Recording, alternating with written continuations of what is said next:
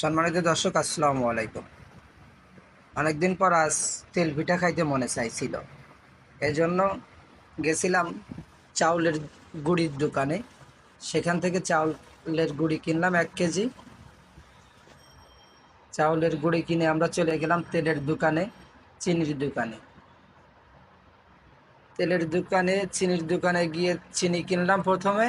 এরপর তেল চাইছিলাম দোকানদারের কাছে, ফ্রেশ তেল চাইছিলাম, দেশি প্রোডাক্ট। কিন্তু দোকানদার বলল রূপচাঁদা ইন্ডিয়ান প্রোডাক্ট আছে, আর তীর ইন্ডিয়ান প্রোডাক্ট আছে। এই জন্য আমরা তীর তীর অথবা রূপচাঁদা তেল না কিনে শুধু চিনি কিনে চলে গেলাম তেলের দোকানে।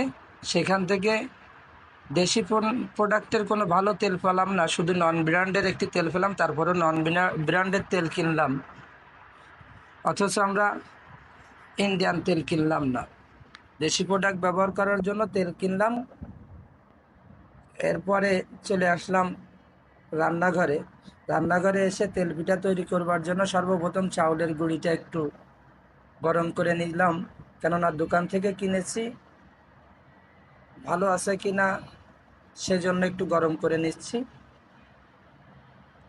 যাতে পিঠাটা সুন্দর সুন্দর হয়। আগে পরে কখনো আমরা তেল পিঠা তৈরি করি নাই, ব্যাচেলার জীবন।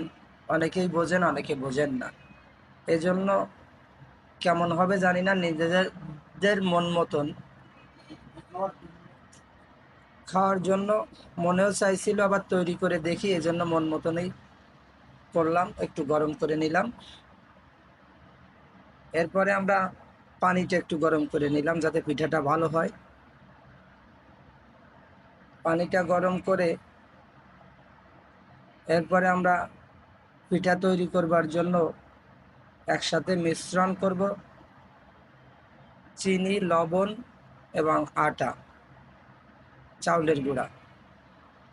প্রথমে চাউলের গুঁড়া দিলাম অর্ধেক পরিমাণ, এরপর একটু একটু করে পানি মিশ্রণ করলাম, একটু একটু পানি দিচ্ছি।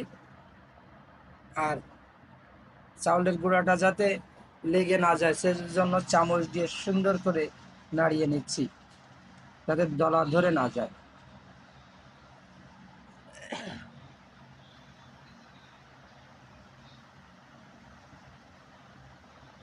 জানি না কেমন হচ্ছে, ছোটবেলায় মাদের তৈরি করতে দেখেছি মাকে, আর এখন নিজের মন মতন তৈরি করতেছি। কেমন হবে জানি না, তারপরেও দেখি ট্রাই করে। খেতে মন চাইছিল, এরপর চিনি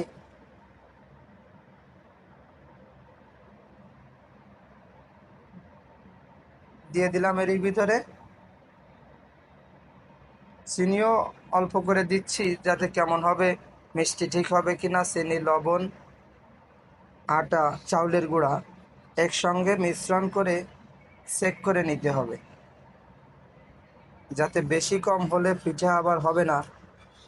ছোটবেলায় দেখতাম মাকে সব মিশ্রণ করে বারবার চেক করে দেখতো। এবার আমাদের মিশ্রণটা হয়ে গেছে। এবার চুলায় কড়াই দিয়ে তেল গরম করার জন্য দিচ্ছি। তেলটা অবশ্যই গরম করতে হবে, কেননা তা না হলে পিঠাটা ফুলবে না। জানি না, বিসমিল্লাহ বলে প্রথম শুরু করলাম, দেখা যাক কি হয়। যা কল্পনা করতে পারলে খুব সুন্দর একটি পিঠা হয়েছে। ঠিক আছে, ভাবতেও পারিনি প্রথমবারই সফল হব। ভেবেছিলাম কি হয় না কি হয়। তারপরে আপনারা দেখেন স্বাদটা কেমন হবে জানি না, দেখা যাক। দেখতে দেখতে আমাদের পিঠা প্রায় তৈরি শেষ হয়ে গেছে। এখন